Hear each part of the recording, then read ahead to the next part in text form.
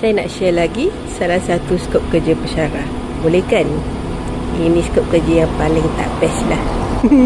Tolong jangan kecam je. Kerja ni terpaksa dibuat pada waktu malam sebab hanya masa ini saja yang available untuk pensyarah dan pelajar. Sekarang saya tengah menuju ke bangunannya. Kita lari sikit lah.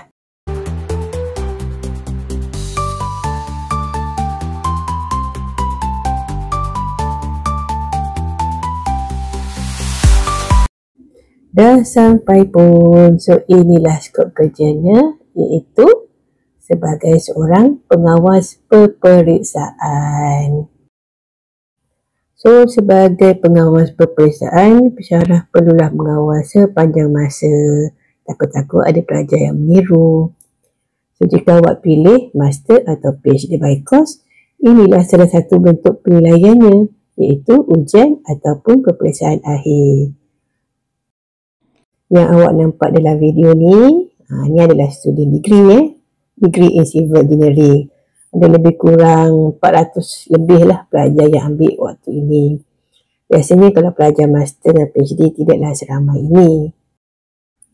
Universiti teknikal seperti UTHM, kebiasaannya pelajar degree-nya adalah lebih ramai daripada pelajar master dan PhD.